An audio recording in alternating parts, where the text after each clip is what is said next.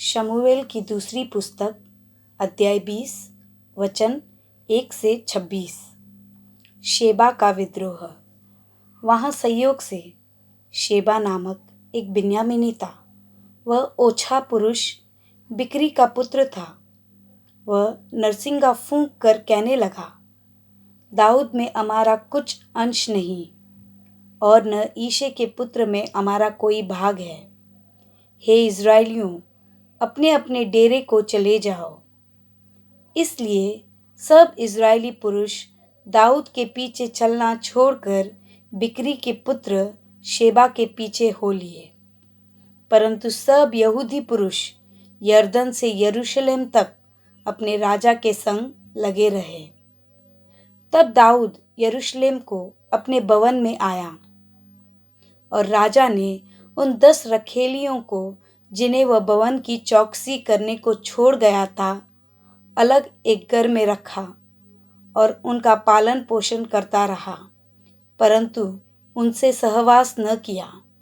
इसलिए वे अपनी अपनी मृत्यु के दिन तक विधवापन की सी दशा में जीवित ही बंद रही। अमासा की हत्या। तब राजा ने अमासा से कहा, यहूदी पुरुषों को 3 दिन के भीतर मेरे पास बुला ला और तू भी यहाँ उपस्थित रहना। तब अमासा यहूदियों को बुलाने गया, परंतु उसके ठहराए हुए समय से अधिक रह गया। तब दाऊद ने अबीशै से कहा, अब बिक्री का पुत्र शेबा अबशलोम से भी हमारी अधिक हानि करेगा। इसलिए तू अपने प्रभु के लोगों को लेकर उसका पीछा कर। ऐसा न हो कि वह गढ़ वाले नगर पाकर हमारी दृष्टि से छिप जाए। तब योआब के जन और करेती और पलेती लोग और सब शूरवीर उसके पीछे हो लिए और बिक्री के पुत्र शेबा का पीछा करने को यरूशलेम से निकले। वे गिबोन में उस भारी पत्थर के पास पहुँचे ही थे कि अमासा उनसे आ मिला। योआब तो योद्धा का वस्त्र फेंटे से कसे हुए था और उस फेंटे में एक तलवार उसकी कमर पर अपनी मयान में बंधी हुई थी, और जब वह चला तब वह निकलकर गिर पड़ी। तो योआब ने अमासा से पूछा, हे मेरे भाई, क्या तू कुशल से है? तब योआब ने अपनी दाहिनी हाथ बढ़ाकर अमासा को चूमने के लिए उसकी दाढ़ी पकड़ी, परंतु अमासा ने उस तलवार की कुछ चिंता न की जो योआब के हाथ में थी, और उसने उसे अमासा के पेट में भोंक दी, जिससे उसकी अतड़ियाँ निकलकर धरती पर गिर पड़ी, और उसने उसको दूसरी बार न मारा और वह मर गया।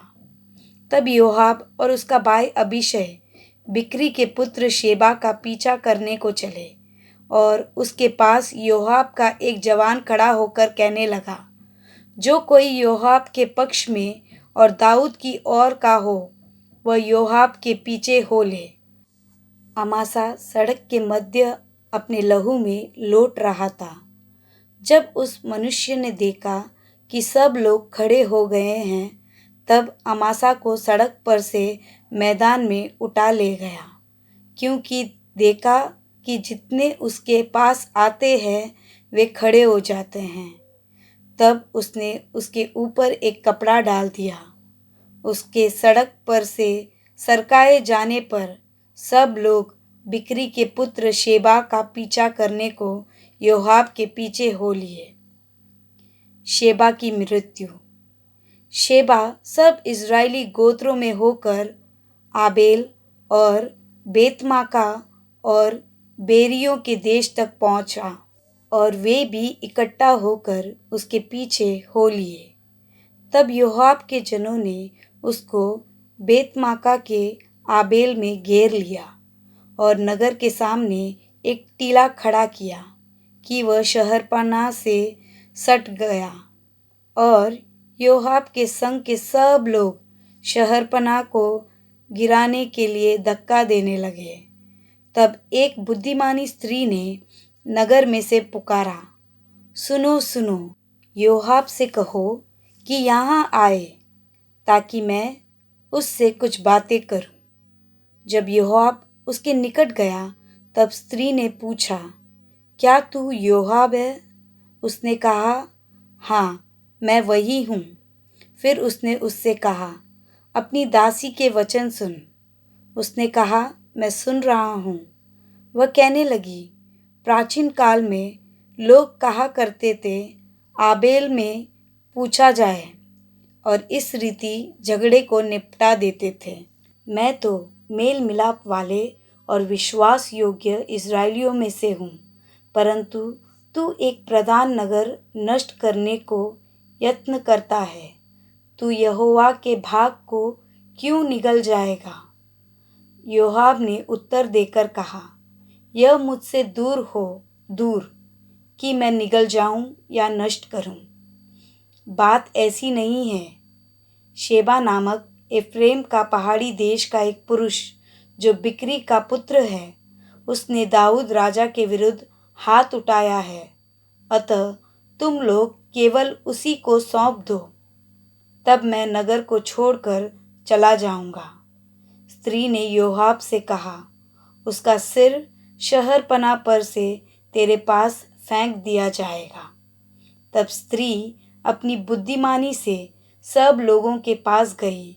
तब उन्होंने बिक्री के पुत्र शेबा का सिर काटकर योआब के पास फेंक दिया। तब योआब ने नरसिंगा फूंका और सब लोग नगर के पास से अलग अलग होकर अपने अपने डेरे को गए। योआब यरूशलेम को राजा के पास लौट गया।